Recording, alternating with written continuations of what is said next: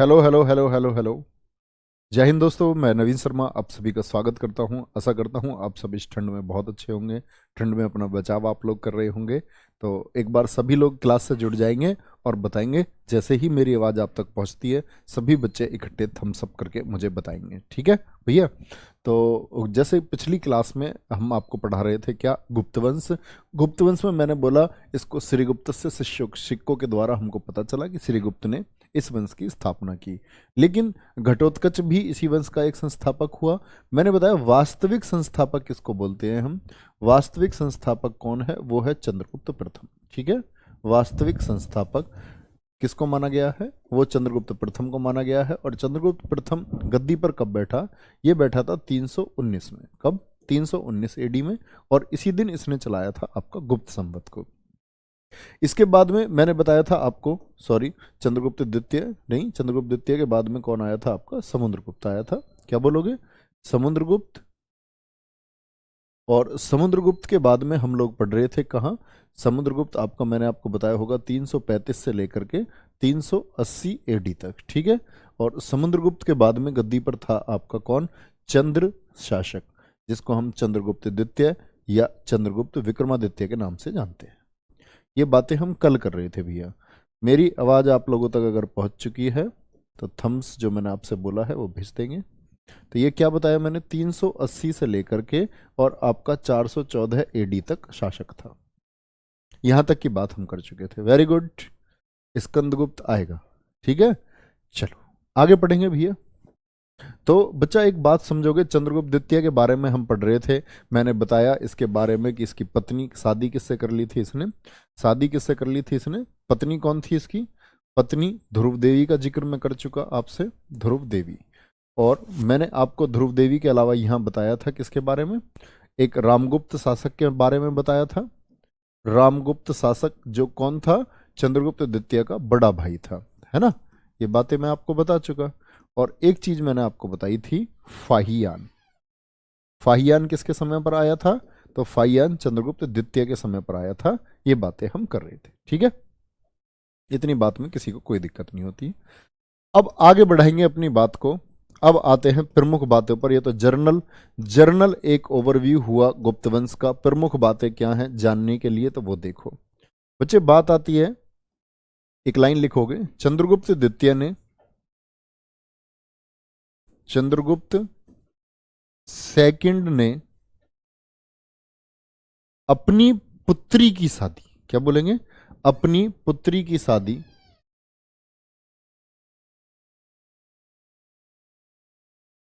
पुत्री मतलब डॉटर, अपनी बेटी की शादी, कभी पोती समझ लेंगे कुछ लोग, हिंदी में इतने कमजोर होते हैं। चंद्रगुप्त द्वितीय ने अपनी पुत्री की शादी जो की, अपनी पुत्री की शादी, और इसकी पुत्री का नाम था प्रभावती गुप्त। क्या बोलेंगे, प्रभावती गुप्त की शादी वाकाटक नरेश, वाकाटक नरेश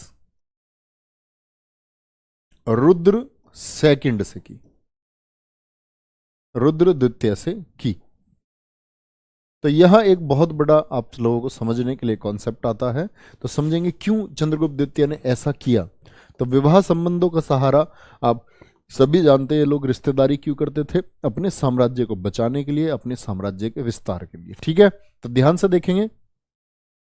तो भैया जैसे मैं आपको बताता हूं, अब यहां समझो, अगर मैं आपको समझाऊं कि ये जो गुप्त साम्राज्य हम पढ़ रहे हैं, इस गुप्त साम्राज्य की बात अगर मैं आपको बताता हूं कि इसका साम्राज्य कहां तक था, तो समझना मेरी बात को एक ही बार में। अगर मैं आप लोगों से इसके साम्राज्य की बात करता हूं भैया, तो इसके साम्राज्य विस्तार को समझते हैं। देखना ध्यान से, अगर मैं थोड़ा सा यहां से कश्मीर छोड़ दूं, यहां से असम वाले पार्ट को काट दूं, और यहां से दक्षिण भारत को काट दूं, ये उस समय आपका जो पाकिस्तान और अफगानिस्तान, ये भी भारत के हिस्सा थे। तो भैया ध्यान से समझना, ये चंद्रगुप्त द्वितीय के समय पर गुप्तों का जो शासन था, ये कहां तक फैल गया था आपका, ये सारा क्षेत्र जो मैं आपको दिखा रहा हूं, यानी कि गुजरात से लेकर के फैला कैसे कैसे है, ये मैं आपको भी बताऊंगा। ये वाला जो क्षेत्र है, इस सारे साम्राज्य को अधीन अपने किसने कर लिया था, यानी मैं कह सकता हूं आपसे कि ये जो साम्राज्य है आपका, ये किसके अधीन था, ये चंद्रगुप्त द्वितीय के अधीन। ठीक है, तो ये क्यों हुआ? ये वाकाटक जो नाम है, ये वाकाटक कहां था भैया समझना, ये है वाकाटक। यहां कौन थे आपके वाकाटक, यहां मगध है, इधर कौन है आपका मगध था, इधर कौन है आपके ये वाकाटक हो गए, वाकाटक हो गए। और इधर जो ये गुजरात की तरफ थे, मैं आपको पहले ही बता चुका, गुजरात की तरफ इस वाले क्षेत्र में थे आपके शक शासक। कौन थे? शक शासक। तो इसने अपनी बेटी की शादी क्यों की इन वाकाटकों से, देखेंगे भैया जरा। वाकाटकों जो बीच में पड़ रहे थे किसके, इधर तो मगध हो गया, इधर कौन है मगध, और इधर है आपके शक शासक। तो शकों की जो ताकत बढ़ रही थी कि शकों पर कंट्रोल कैसे पाए चंद्रगुप्त सेकंड, इसीलिए उसने रिश्तेदारी करनी जरूरी समझी किससे, जो बीच में वाकाटक आ रहे थे। मगध साम्राज्य बड़ा साम्राज्य था, ठीक है, तो मगध से किसकी रिश्तेदारी हो गई, वाकाटकों की। और इसका फायदा उठा करके चंद्रगुप्त द्वितीय ने क्या किया, इसने जो मैंने बोला था ना शकों को हराया था, मैंने एक उपाधि बताई थी आपको, सकारी उपाधि ग्रहण की थी। लिखेंगे, आगे बात को बढ़ाते हैं। तो क्या बोला मैंने आपसे, चंद्रगुप्त द्वितीय ने अपनी पुत्री की शादी वाकाटक नरेश रुद्र द्वितीय से की, और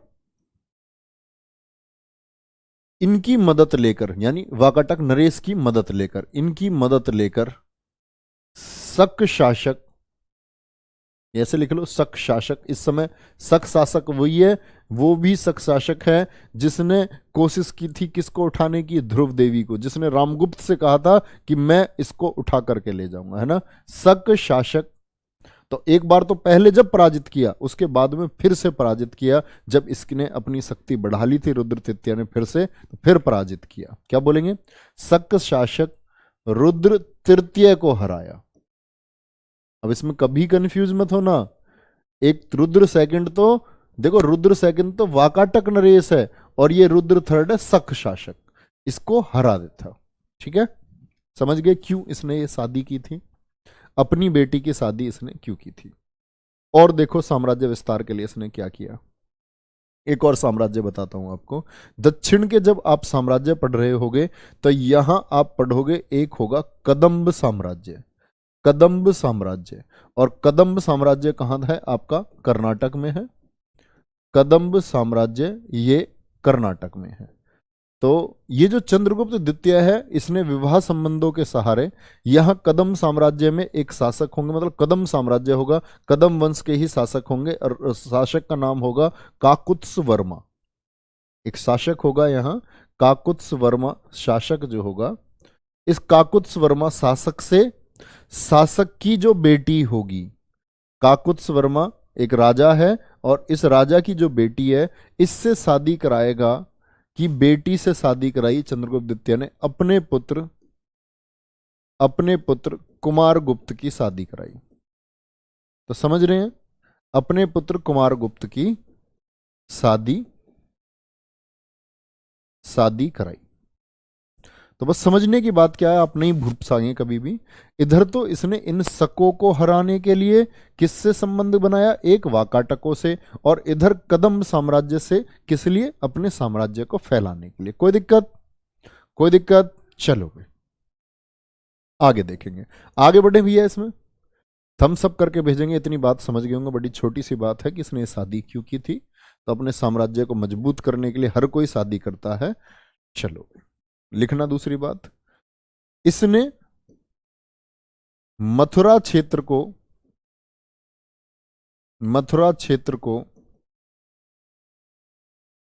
कुषाणों से जीता था, कुषाणों से, इसने मथुरा क्षेत्र को कुषाणों से जीता था।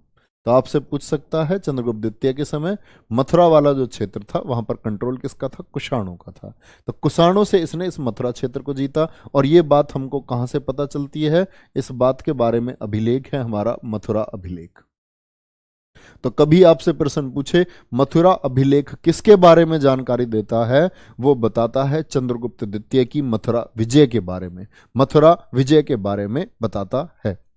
ऐसे ही भैया एक अभिलेख है आपका मेहरौली अभिलेख, मेहरौली लोह स्तंभ अभिलेख लिख सकते हैं, मेहरौली लौह स्तंभ अभिलेख, अभिलेख चंद्रगुप्त सेकंड ने ही लिखवाया। ठीक है, और इसी से हमको क्या पता चलता है, और आपसे कभी कभी क्वेश्चन पूछा जाता है कि मेहरौली का जो लौह स्तंभ है कुतुब मीनार के पास में, मेहरौली दिल्ली में पड़ता है, और ये जो लौह स्तंभ है इसी से हमको जो जानकारी मिलती है चंद्रगुप्त द्वितीय के बारे में मिलती है, और इस पर इसका नाम क्या लिखा हुआ है, चंद्र नाम लिखा हुआ है। चंद्रगुप्त द्वितीय का नाम क्या मिलता है, क्या मिलता है, ये मिलता है हमको मेहरौली स्तंभ लेख से, मेहरौली स्तंभ लेख से। कोई दिक्कत है? ये तीसरा अभिलेख इसका एक और है, ये भी लिखना, सांची के स्तंभ लेख से, सांची के स्तंभ लेख से, सांची के स्तंभ लेख से भूमि दान, जो ये भूमि करते थे क्या बोलते हैं इसको, भूमि दान, और भूमि दान में भी मतलब इन्होंने पूरे के पूरे गांव दान में दिए, तो ग्राम दान लिखना ठीक होगा। सांची के स्तंभ लेख से ग्राम दान के बारे में पता चलता है, ग्राम दान के बारे में पता चलता है। पूरे के पूरे गांव इन्होंने दान देने शुरू कर दिए थे, ब्राह्मणों को दान देते थे, बारे में पता चलता है। एक प्रश्न का उत्तर देंगे, मैंने आपको बताया था भूमि दान देने की परंपरा किन शासकों ने शुरू की थी, बोलेंगे भूमि दान की परंपरा किन शासकों ने शुरू की थी। ठीक है, कोई दिक्कत तो नहीं। चलो सर जी, मेरा लेखपाल में 2 बार रजिस्ट्रेशन हो गया, उससे कोई परेशानी तो नहीं होगी, और बहुत सारे बच्चे लिख रहे हैं, बहुत बढ़िया। सांची का स्तंभ, राजा रानी के सिक्का किसने चलवाया था, ये पूछ रहे हैं सचिन कुमार। बेटा जितना लिखा जाना तुम पर कमेंट सेक्शन में, उतना झिक कर लिखो, मैं इस कमेंट सेक्शन को देखने का नहीं, ये मैंने खुद से बोला इस बात को, इस कमेंट सेक्शन को मैं देखने का नहीं हूँ। आप लिख करके अपनी एनर्जी वेस्ट करेंगे, वो बच्चा सबसे अक्लमंद है जो चुपचाप सुन रहा होगा। राजा रानी का सिक्का यार कल बता दिया, आज पूछ रहे हो क्वेश्चन को, कल की क्लास क्यों नहीं करी? तुम में से जो है ना कम से कम 10% तो निरे मूर्ख हो, निरे मूर्ख। एक पूछ रहा एडी क्या है, बताओ ये सो का जागा है, इसे एडी नहीं पता, एडी 75 बार क्लास में बता दिया, एडी क्या है, 7 वाहनों ने। ठीक है भैया, चलो कोई नहीं, पढ़ेंगे आगे। तो ऐसा मूर्ख तो मूर्ख ही रहता है, मूर्ख को विद्वान की श्रेणी में पहुंचने में एक लंबे समय की जरूरत होती है ना, तो वो लंबा समय व्यतीत करो बच्चे, हो जाओगे धीरे धीरे। सांची के स्तंभ लेख से ग्राम दान के बारे में पता चलता है, किसके, ये सब चंद्रगुप्त से रिलेटेड है, और चंद्रगुप्त के समय पर जो इसकी याद रख लेना, चंद्रगुप्त के समय की जानकारी, जो चंद्रगुप्त द्वितीय है, चंद्रगुप्त सेकंड के समय की जानकारी का सबसे अच्छा रिसोर्स जो है, सबसे अच्छा रिसोर्स, सबसे अच्छा स्रोत, देवी, क्या बोलेंगे, पुस्तक का नाम क्या बोलते हैं उसको, जो विशाखा दत्त ने लिखी, देवी चंद्रगुप्तम, क्या बोलोगे इसको, देवी चंद्रगुप्तम, देवी चंद्रगुप्तम बुक है भैया ये। ठीक है, अच्छा स्रोत देवी चंद्रगुप्तम है। देवी चंद्रम एक बुक है जिसके राइटर कौन है, इसके राइटर हैं आपके विशाखा दत्त, विशाखा दत्त इसके राइटर। ठीक है जी, तो सबसे अच्छा चंद्रगुप्त द्वितीय के बारे में कहां से पता चलता है, ये हमको पता चलता है विशाखा दत्त की पुस्तक देवी चंद्रगुप्तम से, जहां से हमको रामगुप्त कमजोर शासक के बारे में पता चला, ध्रुव देवी के बारे में पता चला। तो चंद्रगुप्त द्वितीय के बारे में मैंने इसके साम्राज्य की सीमाएं आपको बता दी, कहां तक फैली हुई थी, सारी बात मैं आपको बता चुका हूं, ये कभी मत भूलना। चंद्रगुप्त सेकंड के बाद में जो गद्दी पर आया आपका, चंद्रगुप्त द्वितीय के बाद में कौन आया, मैंने बोला इसका पुत्र कुमार गुप्त, क्या बोलेंगे, कुमारगुप्त गद्दी पर आता है, और कुमारगुप्त का शासन रहा 414 से लेकर के 454 एडी ईसवी तक। ईसवी बोलते हैं भैया सन को, जो अभी चल रहा है, जैसे 2022 चल रहा है ना, तो ये सन 454 में था। ठीक है, कोई दिक्कत। चलो, तो कुमारगुप्त की बात मैंने आपको बताई, कुमारगुप्त गद्दी पर आता है। कुमारगुप्त देखो कोई बहुत बड़ा रोल गुप्त वंश में कुमारगुप्त का नहीं है, जैसे कि चंद्रगुप्त द्वितीय की उपलब्धियां हैं मैंने आपको बताई, साम्राज्य विस्तार उसने किस तरह से किया, लेकिन कुमारगुप्त की कोई विशेष उपलब्धि नहीं है। कुमारगुप्त की विशेष उपलब्धि क्यों नहीं है, जो इसको मिला, इसने सिर्फ उसको रखाया, कोई सीमाएं इसने नहीं फैलाई, है ना, साम्राज्य विस्तार की चीजें इसने नहीं की, तो ये क्या है, सिर्फ सीमित रहा अपने क्षेत्र तक। तो कुमारगुप्त किसका पुत्र है, जो मैंने अभी बताया, इसकी शादी हुई थी कदम, जो कदम के शासक थे, कौन, काकोत्स वर्मा, उनकी बेटी से शादी हुई थी इसकी, किसकी, किसको बोलेंगे, कुमारगुप्त को। कब से शासक है, 414 से 454 तक ये शासक है। चलो, इसकी माता कौन है, माता इसकी ध्रुव देवी है, ध्रुव देवी का पुत्र है, उसी ध्रुव देवी का, ठीक है। और पिता कौन है, पिता आपके चंद्रगुप्त द्वितीय, पिता कौन है इसके, चंद्र सेकंड, यानी चंद्रगुप्त द्वितीय जो है इसके पिता हैं। लेकिन इसके बारे में एक महत्वपूर्ण बात सबसे क्या है, नालंदा विश्वविद्यालय की स्थापना इसी ने की थी, नालंदा विश्वविद्यालय की स्थापना, जो कि भैया भारत के प्राचीनतम विश्वविद्यालयों में अपना एक विशेष विशेष योगदान रखता है। तो बार बार पूछा जाता है कि नालंदा विश्वविद्यालय की स्थापना किसने की थी, ठीक है, ये किसने की थी, कुमारगुप्त ने की थी। नालंदा विश्वविद्यालय स्थित कहाँ है, तो बिहार में, बिहार में राजगीर स्थल है, वहां से लगभग आपका ऐसे होगा 73-74 किलोमीटर पड़ता है, कितना है, तो वहां से स्थिति है इसकी नालंदा विश्वविद्यालय की। किसने बनवाया था, तो बौद्ध शिक्षा के लिए, ऑक्सफोर्ड ऑफ महायान भी इसको बोलते हैं, है ना। तो ये किसके लिए प्रसिद्ध था, बौद्ध शिक्षा के लिए प्रसिद्ध था आपका नालंदा विश्वविद्यालय। चलो भाई, उपाधि क्या है इसकी, कुमारगुप्त की उपाधि महेंद्रादित्य, क्या बोलोगे, महेंद्रादित्य के नाम से किसको जाना जाता था, वो आपका कुमारगुप्त को जाना जाता था, कभी मत भूलना इस बात को। अगली बात है मोर और कार्तिकेय के सिक्के, मोर, मोर की प्रतिमा के, कार्तिकेय, कार्तिकेय की तस्वीर के, मोर और कार्तिकेय की, कार्तिकेय की नहीं, कार्तिकेय के चित्र वाले सिक्के, चित्र वाले सिक्के जारी किए। इस बात का क्या मतलब है, सीधी सी बात है कि भाई ये शिव जी के पुत्र है कार्तिकेय, जिनका वाहन मोर है। तो इसका बहुत सारे इतिहासकारों ने मत लगाया कि ये किसको मानने लग गया था, शैव धर्म को मानने ये लग गया था। क्या बोलेंगे, चित्र वाले सिक्के जारी किए। और ये किस मुद्रा के बने हुए थे, तो याद रख लेना ये चांदी के बने हुए थे, किसके, चांदी के। और गुप्त वंश में एक बड़ी महत्वपूर्ण बात आती है कि ये जो यहां सिक्के हैं, इनके बारे में एक ब्लॉग बना करके मैं आपको समझा रहा हूं, ध्यान से समझना। अगर आपसे पूछे सोने का सिक्का, सोने का सिक्का किसने जारी कराया, तो सोने का सिक्का हमेशा आपका आंसर होगा चंद्रगुप्त प्रथम। क्या बोलोगे, चंद्रगुप्त प्रथम। और सोने के सिक्के को ही क्या बोलते थे, गुप्त वंश में दिनार कहते थे। कई बार पूछा गया है गुप्त वंश में सोने का सिक्का क्या कहलाता था, दिनार कहलाता था। ऐसे ही चांदी का सिक्का पूछे, चांदी का सिक्का, चांदी के सिक्के किसने जारी कराए, तो तब नाम लिखना चंद्रगुप्त द्वितीय। क्या बोलेंगे, चंद्र सेकंड। और चांदी के सिक्कों को क्या कहते थे, रुपयक कहा गया है। क्या कहा गया है, रुपयक कहा गया है, ठीक है। पै मैंने गलत बना दिया, आधा पै बनाना इसको, आधा पै, रुपयक। ऐसे ही अगर बात करूं तो तांबे के सिक्कों का बहुत बड़ा उल्लेख नहीं है, लेकिन इनके समय पर जो गुप्त शासक थे, इनके समय पर तांबे के जो सिक्के थे उनको कौड़ी कहा जाता था। जो तांबे के सिक्के थे, तांबे के सिक्कों को क्या कहा जाता था, कौड़ी कहा जाता था, कौड़ी कहा जाता था, ठीक है। अगर कभी भी पूछे, सोने का सिक्का सबसे पहले राजा रानी का सिक्का चलवाया, जिस पर एक तरफ मैंने बताया था अपनी पत्नी कुमार देवी का चित्र उसने लगवाया, और उसी सिक्के को आगे चल करके चांदी के रूप में किसने, वही सिक्का नहीं, नए सिक्के, रुपयक किसने चलाई थी, ये चलाए थे चंद्रगुप्त द्वितीय सेकंड ने। और मोर और कार्तिकेय वाला जो चांदी का सिक्का चलाया, वो किसने चलाया, वो कुमारगुप्त ने चलाया। तो ये बात आपको हमेशा याद रखनी है, ठीक है। कुमारगुप्त के बाद में आते हैं, कुमारगुप्त के बाद में गद्दी पर कौन आता है, कुमारगुप्त के बाद में गद्दी पर आया आपका स्कंदगुप्त।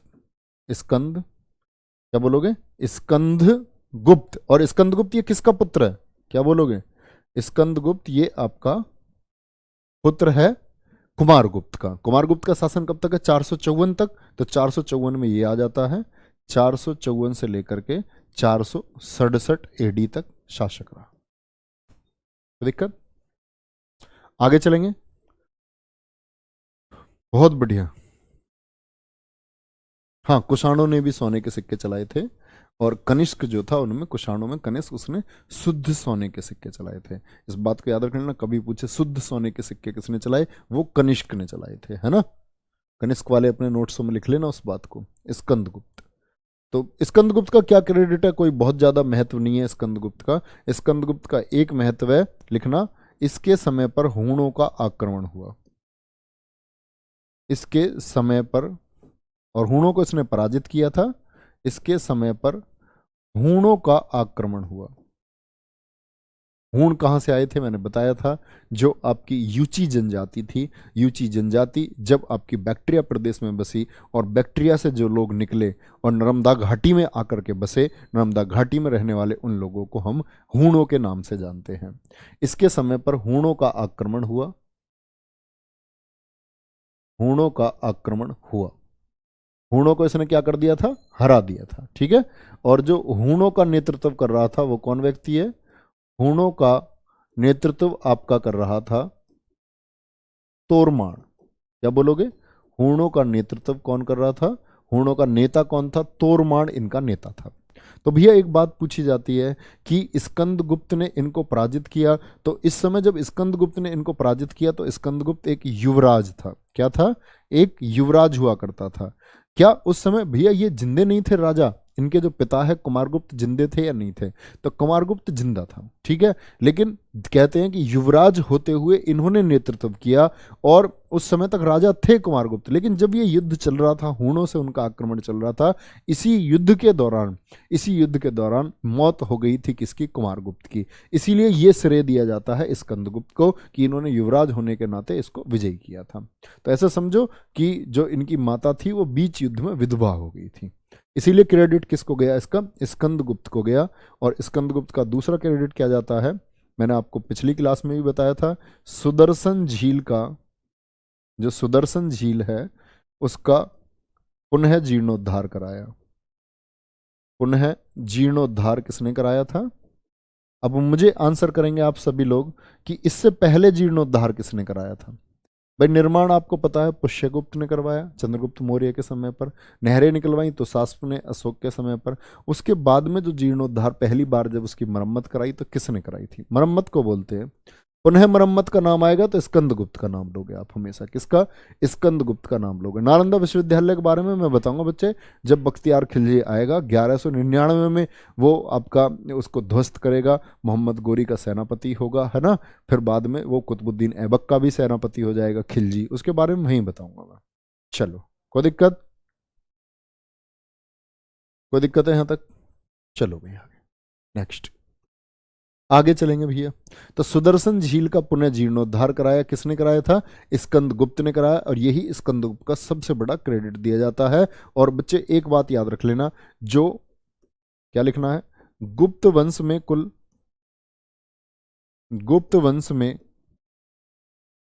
24 शासक हुए। कितने शासक हुए, 24 शासक हुए। क्या बोलना है हमेशा, कुल 24 शासक हुए। लिखना, गुप्त, जो ये गुप्त हैं ये कुषाणों के सामंत थे। सामंत मतलब मंत्री थे। गुप्त कुषाणों के सामंत थे। किसके सामंत थे, कुषाणों के सामंत थे। और इन 24 शासकों के चलते हुए, जिनका कोई बहुत बड़ा योगदान नहीं है, गुप्त वंश अपने डाउनफॉल की तरफ चलता रहा। डाउनफॉल मतलब अपने पतन की तरफ चलता रहा। गुप्त साम्राज्य कमजोर होता गया, और इसका जो अंतिम शासक है, कल के जीएस के प्रैक्टिस सेट में भी बताया था, बताओ क्या नाम बताया था, आपके दिमाग में आना चाहिए बहुत जल्दी। तो अंतिम शासक इनका क्या बोलोगे, विष्णुगुप्त था। क्या बोलोगे, विष्णुगुप्त, या इसी को हम बोलते हैं कुमारगुप्त थर्ड, कुमारगुप्त तृतीय। और कुमारगुप्त तृतीय क्या कहेंगे आप, ये अंतिम शासक है, ठीक है। कुमारगुप्त तृतीय नाम मिले या फिर विष्णुगुप्त नाम लिखे, दोनों एक ही के नाम है, एक ही के नाम है। तो ये सब बातें आपको पता ही है कि सुदर्शन झील के बारे में जूनागढ़ अभिलेख से हमको पता चलता है। अच्छा, एक चीज और है यहाँ, एक चीज ये बात याद रख लेना, जो मैंने बोला इसके समय पर हूणों का आक्रमण हुआ था, हूणों के नेतृत्व तोरमान करता। कई बार पूछ लेता हूण आक्रमण के बारे में किस अभिलेख से जानकारी मिलती है, तो ये जानकारी भी याद रख लेना, ये जूनागढ़ अभिलेख से हमको मिलती है। जूनागढ़ अभिलेख से, जूनागढ़ अभिलेख या जूनागढ़ स्तंभ लेख लिखना वो ठीक रहेगा। जूनागढ़ स्तंभ लेख से,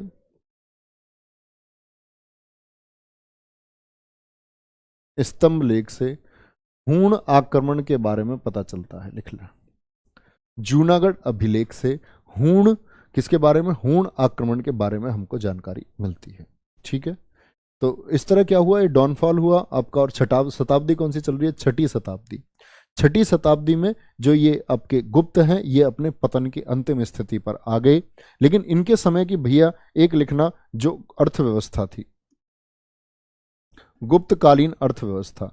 जैसे मैंने बोला इसको हम भारतीय इतिहास का स्वर्णकाल क्यों कहते हैं, तो भारतीय इतिहास का स्वर्णकाल कहने के बहुत सारे कारणों में से मैंने एक बताया, प्रसिद्ध लेखक हुए, प्रसिद्ध ग्रंथ लिखे गए, कामसूत्र जैसे ग्रंथ लिखे गए, आपके आर्यभट्टियम जैसे ग्रंथ लिखे गए।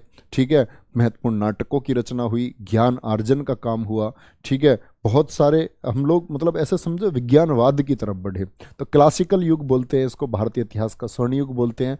तो इसकी अर्थव्यवस्था के बारे में फाहियान लिखता है। फाहियान कहता है कि जो ये गुप्त लोग थे, इनके गुप्त शासन के समय पर घरों पर ताले नहीं थे कहीं थे। तो ताले ना होने का क्या कारण है, ताले ना होने का कारण है कि एक मजबूत अर्थव्यवस्था रही होगी, एक अर्थव्यवस्था प्रशासनिक व्यवस्था साथ में बहुत अच्छी, इकोनॉमिक्स इन लोगों की बहुत अच्छी थी। इन लोगों की अगर हम बात करते हैं एडमिनिस्ट्रेशन बहुत अच्छा था। यही तो दर्शाता है भाई, आज तो आप कहीं घर बाहर जाओगे ताला लगा करके जाओगे, तो ऐसा प्रजा कब डरती होगी, जब कठोर शासन रहा होगा।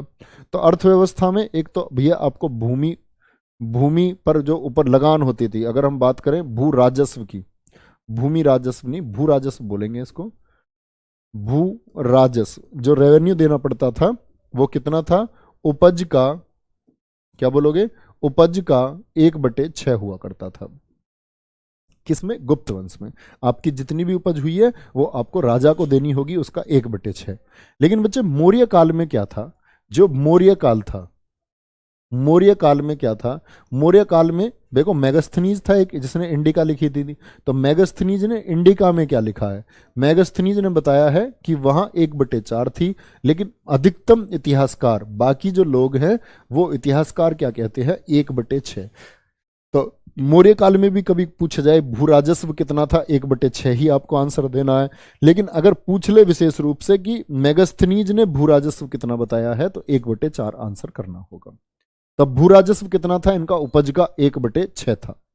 ठीक है, बिना जुती जो भूमि थी, अगर जोत हो जाती थी भूमि पर तो ही उपज का देना पड़ता था, और बिना जुती जो भूमि हो, बिना जुती हुई भूमि,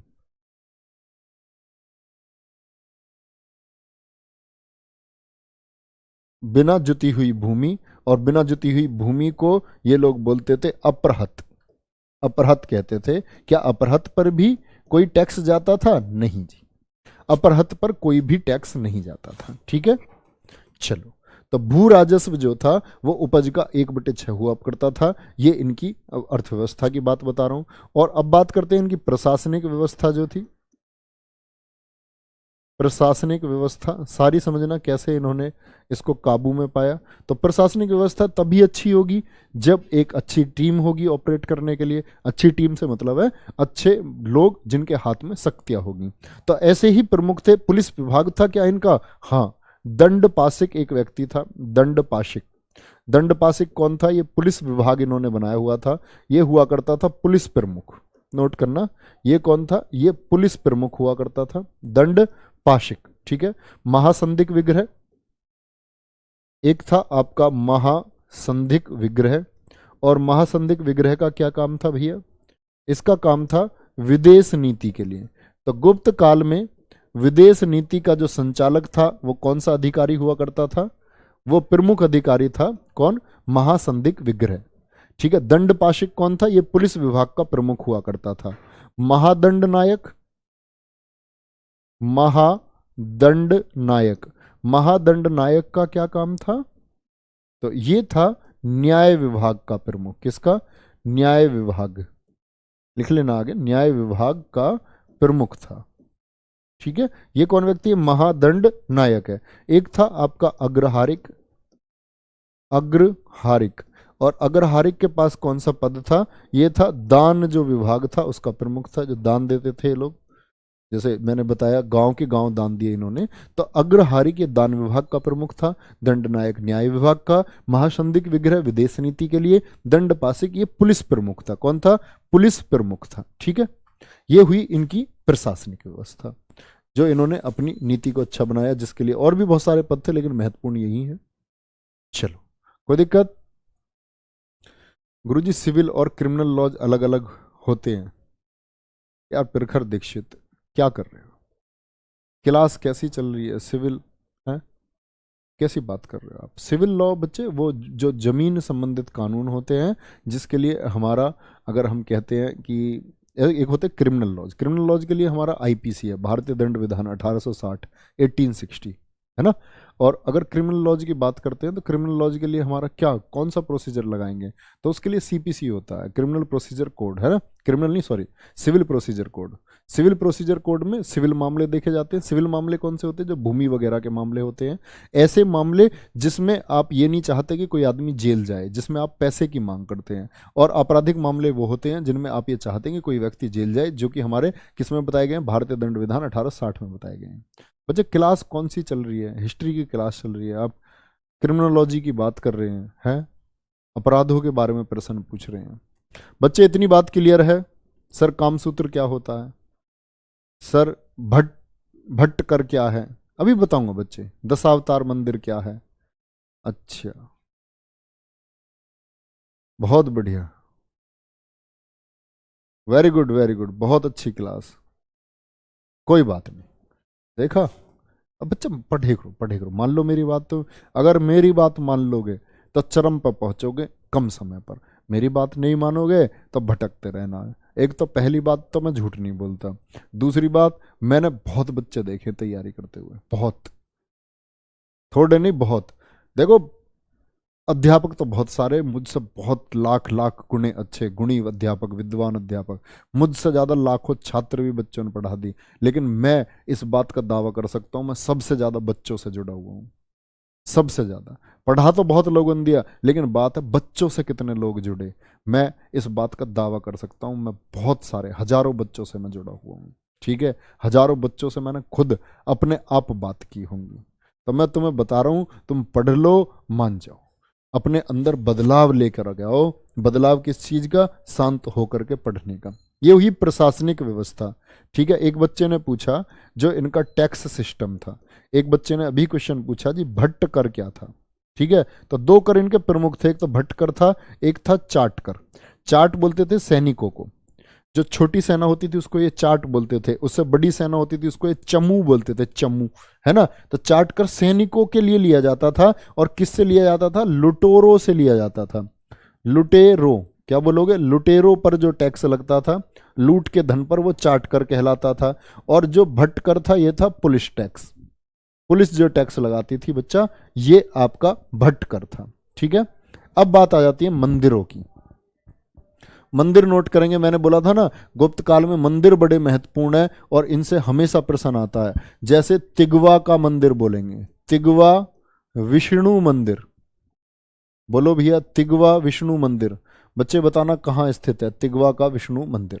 एक मंदिर बना भुमरा का शिव मंदिर, भुमरा शिव मंदिर। चलो भाई, तीसरा मंदिर बना दशावतार विष्णु मंदिर, किसके लिए है? भगवान विष्णु के लिए दशावतार विष्णु मंदिर बना। चलो कोई बात नहीं। एक बना ऐरण विष्णु मंदिर, क्या बोलोगे? एक बना ऐरण विष्णु मंदिर, ऐरण विष्णु मंदिर, कोई दिक्कत भाई? तो ये मंदिर बने। एक बना भीतर गांव, क्या बना? भीतर गांव लक्ष्मण मंदिर, भीतर गांव लक्ष्मण मंदिर। तो ये गुप्तकालीन मंदिर है। और बड़े प्रमुख मंदिर है बच्चे, इनसे बार बार परीक्षा में प्रश्न आते रहे हैं और आते रहेंगे। जैसे तिगवा का विष्णु मंदिर कहाँ है? एमपी में है। भुमरा का शिव मंदिर कहाँ है? एमपी में स्थित है। दशावतार ये अपना यूपी में, झांसी में। कहाँ है? यूपी, देवगढ़, झांसी, उत्तर प्रदेश में स्थित है। ऐरण का विष्णु मंदिर ये कहाँ है? सागर, मध्य प्रदेश में स्थित है। भीतर गांव का मंदिर कहाँ है? ये भी यूपी, कानपुर में स्थित है। कहाँ स्थित है? यूपी के कानपुर में स्थित है। ऐरण की बात करते हैं, सागर एमपी में स्थित है। और दशावतार मंदिर ये कहाँ है? झांसी, देवगढ़ में स्थित है। क्या बोलोगे? झांसी में स्थित है। कोई दिक्कत? यहां तक कोई बात बच्चे? किसी बात में कोई दिक्कत? बोलो। वेरी गुड, फटाफट आंसर करेंगे। हम कानपुर से हैं। बहुत बढ़िया बच्चे, स्वागत है। चलो सर, लुटेरे कैसे टैक्स देते होंगे? वो समझोगे बच्चे, आगे जलालुद्दीन पढ़ोगे तो लुटेरे। अब एक बात बताओ, ऐसे नहीं होता था। लुटेरे से मतलब ये नहीं था कि लुटेरे को पकड़ लिया, हाँ भाई तय तू लूट के लेकर हमको पैसे दे दे, ऐसा नहीं था। लुटेरों से मतलब था जो बाहरी सीमाओं में, बाहर की सीमाओं से लूट लेकर के आते थे। उनको राजा का समर्थन होता था कि राजा उनको समर्थित करेगा, किसी भी प्रकार की संधि की जरूरत होगी, कभी उनको छुड़ाना पड़ जाएगा, दूत कोई भेजना पड़ जाएगा, तो लुटेरों को समर्थन होता था। लुटेरे अपने क्षेत्र में लूट नहीं करते थे, लुटेरे लेकर के आते थे बाहर की सीमाओं से लूट करके सामान को, तब उस पर टैक्स लगता था। उस पर टैक्स लगता था कि भाई हाँ, बाकी को लूट करके लेकर के आओ, है ना? क्या बोलेंगे? ये प्रमुख मंदिर हैं आपके, और एमपी और यूपी के मंदिर हैं। एमपी और यूपी में मतलब समझ रहे हो इन्होंने कहाँ निर्माण करवाया? मगध वाले क्षेत्र में, यानी यूपी तक तो इनका शासन था, विदिशा तक भी इनका शासन पहला हुआ था गुप्तों का, तो वहीं वहीं इन्होंने मंदिरों का निर्माण करवा दिया। चलो भाई, एक इनका नाम आता है अजंता की गुफाओं के लिए। किसके लिए? अजंता की गुफाओं का निर्माण किसने करवाया? अजंता की गुफाएं बनवाई गुप्तों ने बनवाई हैं। किसने? गुप्त शासकों ने बनवाई। अजंता की गुफाओं की संख्या कितनी है? 29 है ये टोटल। कितनी संख्या है इनकी? 29। और याद रख लेना, अजंता की गुफाएं 1983 में यूनेस्को की वर्ल्ड हेरिटेज साइट में शामिल हुई थी। यूनेस्को की विश्व विरासत सूची में शामिल। मैं प्रैक्टिस सेट में लाता रहता हूँ ना ये क्वेश्चन, विश्व विरासत सूची के, वही है वर्ल्ड हेरिटेज साइट, विश्व विरासत सूची में शामिल, जिसमें भारत के 40 स्थल हैं। तो 1983 से ही शामिल होने शुरू हुए थे। आगरा का किला, ताजमहल, अजंता की गुफाएं, ठीक है, तो ये सब 1983 में शामिल हुए थे। 4 स्थल थे टोटल। बहुत बढ़िया। हिस्ट्री के कितने क्वेश्चन आते हैं? हिस्ट्री के भैया आपके यूपी पुलिस के एग्जाम में आपको 2 से 3 क्वेश्चन देखने को मिल सकते हैं, 4 भी मिल सकते हैं, 5 भी क्वेश्चन मिल सकते हैं, 5 तक भी क्वेश्चन आपसे पूछे गए हैं। 10 नंबर का आप हिस्ट्री मान सकते हैं अपना। लेखपाल में 2 से 3 क्वेश्चन पूछे जा सकते हैं। ग्रुप डी में भी इतने ही क्वेश्चन पूछे जा सकते हैं, ठीक है। तो अजंता की गुफाएं कहाँ स्थित हैं? ये आपकी भैया औरंगाबाद, महाराष्ट्र में स्थित हैं। कहाँ बोलेंगे? औरंगाबाद, औरंगाबाद महाराष्ट्र में स्थित है। कोई दिक्कत? चलो आगे बढ़ेंगे भैया। आगे बढ़ेंगे तो जब गुप्तों का साम्राज्य मगध से खत्म हो गया, तो मगध की गद्दी पर फिर उसको बोलते हैं 6ठी शताब्दी के बाद में जो साम्राज्य आया, उसके बाद में बहुत सारे राजा तो नहीं हुए, सिर्फ एक राजा होगा आपका। कौन? वो होगा हर्षवर्धन। देखेंगे कौन आएगा? हर्षवर्धन। इनको बोलते हैं हम थानेश्वर का पुष्यभूति वंश। एक वंश हम पढ़ते हैं थानेश्वर का, इनके बाद का है थानेश्वर का पुष्यभूति वंश।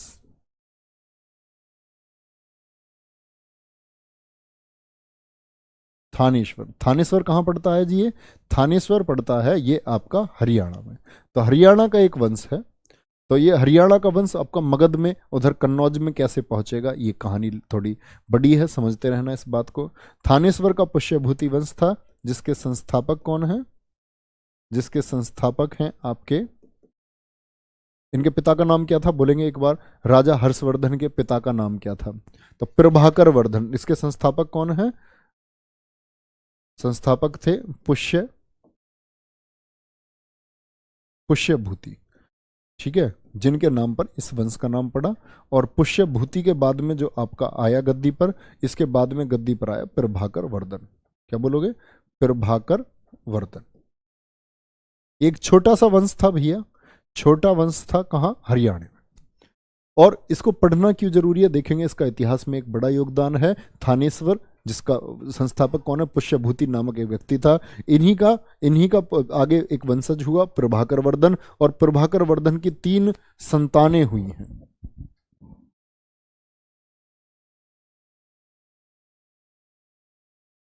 समझना ध्यान से, प्रभाकर वर्धन की 3 संतानें हुई हैं। बोर्ड चल जा भाई। प्रभाकर वर्धन की 3 संतानें हुई, जिसमें इसका सबसे बड़ा बेटा है राज्यवर्धन। राज्यवर्धन ये कौन है? ये बड़ा पुत्र है। ये कौन था? इसका बड़ा बेटा था। दूसरे नंबर पर हुई पुत्री राज्यश्री। राज्यश्री कौन थी? इसकी बेटी है, और यही वो लड़की रहेगी जो गद्दी पर रहेगी। गद्दी पर किस? कन्नौज की गद्दी पर, जो हर्षवर्धन के साथ साथ बैठ करके शासन संभालेगी, वही राज्यश्री है। और तीसरा है सबसे छोटा हर्षवर्धन, राजा हर्ष के नाम से जिसको आप जानते हैं, हर्षवर्धन। चलो, वर्धन वर्धन देखो यहां धय बना दिया, दय धय ही बनाना आप हर जगह, वर्धन ऐसे ही लिखा जाएगा, है ना। तो कौन शासक हुए? आपका पुष्यभूति, और ये प्रभाकर वर्धन। प्रभाकर वर्धन दरअसल में ये कौन है? तो एक अगर हम बात करें, यहां जो कन्नौज है, कन्नौज क्या हो जाएगा धीरे धीरे एक महत्वपूर्ण नगर, जो उत्तर प्रदेश का ये कन्नौज है ना, यूपी का कन्नौज, ये भारत के इतिहास का सबसे महत्वपूर्ण नगर हो जाएगा एक समय पर। क्यों कन्नौज महत्वपूर्ण नगर क्यों हुआ? क्योंकि जैसे आप देखोगे ना, जीटी रोड से लेकर के, जीटी रोड यहीं से निकलती थी, पाटलिपुत्र के बाकी सारे बड़े रास्ते जितने थे, बड़े नगरों को जितने भी रास्ते थे, वो सारे कहाँ से होकर के जाते थे? कन्नौज से होकर के जाते थे। और एक स्थिति ऐसी आ जाएगी कि कन्नौज पर जिसका कंट्रोल हो जाएगा, वो इस उत्तर भारत का राजा बनेगा। समझ रहे हैं? कन्नौज इतना महत्वपूर्ण नगर हो गया था, जैसे कि फाइयान जब घूमने आया तो फाइयान ने सबसे मजबूत नगर, सबसे व्यापारिक नगर किसको बताया? कन्नौज को बताया। किसको बताया? कन्नौज को। तो इसीलिए सब लोग सोचेंगे कि भाई कन्नौज की गद्दी अपने कंट्रोल में होनी चाहिए, लेकिन यहां कन्नौज में एक वंश था, मोखरी वंश। कन्नौज का मोखरी वंश था एक। मोखरी वंश के लोग कन्नौज पर शासन कर रहे थे, और मोखरी वंश का ही एक शासक था, लिखना, ये प्रभाकर वर्धन जो है, ये मंत्री था पहले एक सामंत। प्रभाकर वर्धन सामंत था अवंती वर्मन का। इसका सामंत था अवंती वर्मन का। अब ये अवंती वर्मन कौन है जी? अवंती वर्मन का। और ये अवंती वर्मन है मोखरी वंश का राजा। तो मोखरी वंश का राजा था अवंती वर्मन, उसी का मंत्री था इन तीनों का पिता प्रभाकर वर्धन। समझ रहे हैं? तो ये हरियाणा से इनका क्या रिलेशन है? हरियाणा का उत्तर प्रदेश से क्या रिलेशन हुआ कि हरियाणा का ये आदमी प्रभाकर वर्धन एक मंत्री मात्र था, किसका? मोखरी वंश के शासक अवंती वर्मन का, है ना। कोई दिक्कत इतनी बात में? थम्स अप करके बताओ। चलो चलो, बहुत बढ़िया। नेक्स्ट आगे चलेंगे। सर हम फरुखाबाद से। अच्छा बच्चे, आऊंगा मैं फरुखाबाद, ठीक है। चलो सर जी, इन अभिलेखों से कैसे पता चला ये प्राकृत भाषा है या पाली भाषा? रवि राठी जी, बच्चे आप पहले एक्सकेवेटर बनो, है ना। जब आप पुरातत्व लेखागार में एक विशेषज्ञ हो जाएंगे, तब आपको पता चलेगा कि इसके लिए विशेष लोग होते हैं जो लिपियों की पहचान करते हैं, और लिपियों की पहचान करने वाला व्यक्ति ही बताता है कि ये कौन सी लिपि है। चलो, ये हिंदी है, कैसे बताओगे हिंदी है? आप लोग जानते हो ना इसको, ये हिंदी है? जब जब भी तो बताओ हिंदी है तो देवनागरी लिपि होगी। क्यों जी? ऐसी थोड़ी बता दोगे, तो आप इसके हिंदी के थोड़े से विशेषज्ञ हो, छोटे से, लेकिन जिसको आप नहीं जानते उसको नहीं बता पाओगे, है। जैसे मैं ऐसे लिख दूं, मान के चलो ये उर्दू है या कुछ और है, बताना मुझे। आप कहोगे कुछ भी नहीं है। ऐसे मैं बोल दूं आपसे, ये क्या, बताना उर्दू है क्या है ही नहीं कुछ भी, तो बताओगे क्या? जिसके बारे में नहीं पता उसके बारे में क्या बताओगे? ये है ही नहीं कुछ भी। तो 3 बेटे इसके, 3 बेटे नहीं, सॉरी 2 बेटे हैं, राज्यवर्धन, राज्यश्री और हर्षवर्धन, ये बात याद रख लेना। और तो ये कन्नौज जो है, अगर कन्नौज की बात मैं आपको बता रहा हूं बच्चे, ये कन्नौज की बात बता रहा हूं, ध्यान से समझना। कन्नौज की बात अगर हम कर रहे हैं, तो ये जो यूपी का कन्नौज है, आपका कन्नौज क्षेत्र जो है, तो समझो इस बात को, इतना बड़ा तो नहीं दर्शा सकते नक्शे पर। कन्नौज जो है, यहां दो शासक हैं, एक तो ये बंगाल है, बंगाल, ठीक है, बंगाल इधर हो गया, और इधर हो गया आपका मालवा। क्या हो गया? मालवा हो गया। तो ये जो कन्नौज है, इनको दोनों का ही खतरा है, बंगाल से भी और मालवा से भी। जी मालवा में कौन है भैया? मालवा में है आपका देवगुप्त, देवगुप्त शासक। तो देखो शादी कैसे करेंगे। बंगाल में है आपका शशांक, बंगाल में कौन है? शशांक, गौड़ प्रदेश, गौड़ प्रदेश का शासक। क्या बोलते हैं इसको? गौड़ प्रदेश था बंगाल, बंगाल में गौड़ प्रदेश का शासक था।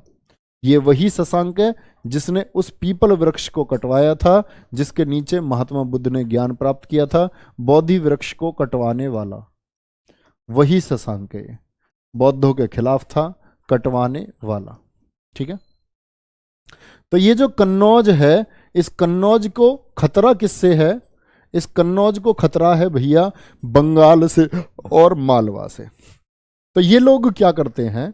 ये जो कन्नौज के लोग हैं, इधर है आपका थानेश्वर हरियाणा में, ठीक है, तो यहां नहीं, थानेश्वर में, यहां हरियाणा में ये लोग हैं। तो ये लोग सोचते हैं क्यों ना हम लोग आपस में मिल जाएं ताकि इनका मुकाबला कर सकें, इनका मुकाबला हम कर सकें।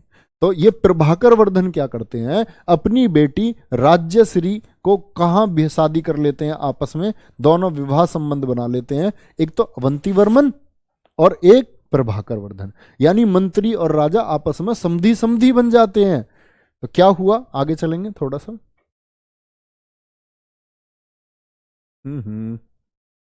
लिखना, प्रभाकर वर्धन,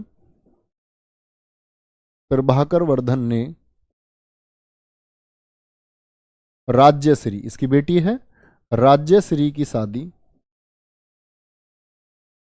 अवंती वर्मन के पुत्र, अवंती वर्मन के पुत्र, वर्मन वंश है अवंती वर्मन, मौखरी वंश भी बोलते हैं, वर्मन वंश भी, अवंती वर्मन के पुत्र, शादी बहुत करते थे बचने के लिए, अवंती वर्मन के पुत्र गृह वर्मन से कर दी, गृह वर्मन से कर दी। चलो भैया शादी तो हो गई, कोई दिक्कत नहीं, बढ़िया शादी हुई, सबने रसगुल्ले वसगुल्ले जबरदस्त तरीके से खाए, लेकिन दो रिश्तेदार जो ये दूर बैठे हैं, इन पे किसी की नजर नहीं है। ये कह रहे हैं यार हम तो दावत में भी नहीं बुलाए, तो एक काम करो, एक काम करो, दूल्हे उठा लो। समझ रहे हो? तो इन्होंने, लोगों ने क्या किया, इन दोनों ने मिलकर के, शशांक और देवगुप्त ने मिलकर के, लिखना, शशांक और देवगुप्त ने मिलकर, और देवगुप्त ने मिलकर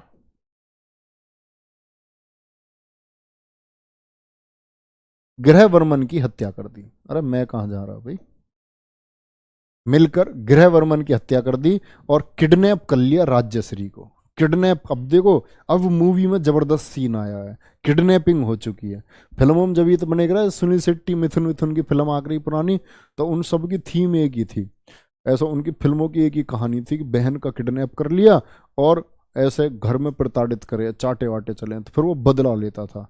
एक फिल्म देखी मैंने, उसमें मिथुन पुलिस की ड्रेस में, मिथुन की एक जैसी फिल्म है, चांडाल पांडाल, लगातार 250-300 फिल्म एक जैसी है मिथुन की। उसमें मिथुन ने ऐसे डंडा फेंक के मारा पुलिस का, और वो डंडा पहाड़ के ऊपर से टुट टुट टुट टुट, पहाड़ के ऊपर से जा रहा डंडा, उधर वो, उधर अपने घोड़े भाग रहा डाकू, उसके जाके वो डंडा यहाँ कनपट्टी पे लगा, घोड़ा भी गिर गया, वो आदमी भी और ये भी। बताओ, ऐसा समझो जैसे जादुई डंडा हो कोई मिथुन का। यहाँ देखो ध्यान से, शशांक और देवगुप्त ने मिलकर गृहवर्मन की हत्या कर दी, गृहवर्मन की हत्या कर दी। अब आप समझ गए होंगे क्यों करी होगी हत्या, क्योंकि ये लोग कन्नौज पर अपना अधिकार करना चाहते थे। गृहवर्मन की हत्या की और राज्यश्री का अपहरण कर लिया, राज्यश्री का अपहरण कर लिया। बड़ा भाई जाएगा, बड़ा भाई जाएगा, बड़ा भाई कौन है? राज्यवर्धन, राज्यवर्धन की भी हत्या ये लोग कर देंगे, अपहरण कर लिया।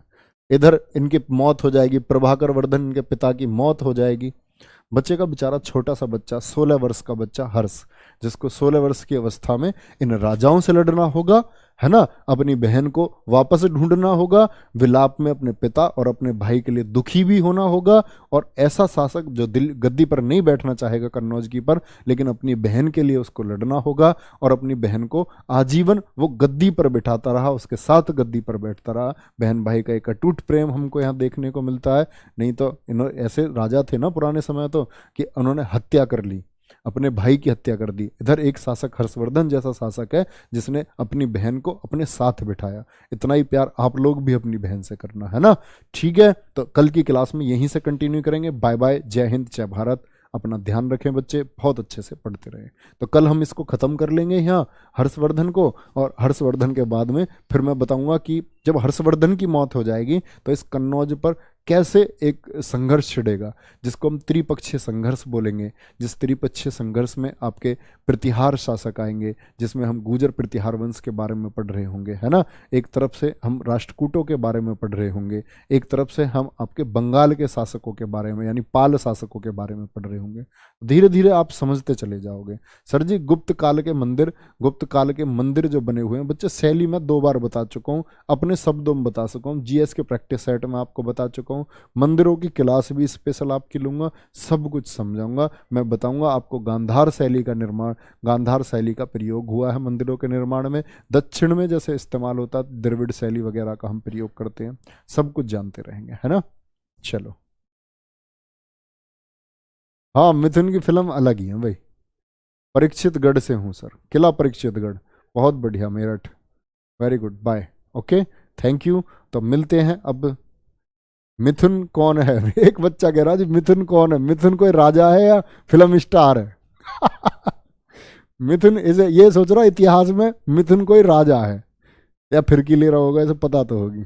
मिथुन चक्रवर्ती बेटा बहुत तगड़ा डांसर है, इंडिया का माइकल जैक्सन समझो मिथुन चक्रवर्ती को, पागल हो रहे हो है। चलो, और जैसा कि आप सभी जानते हो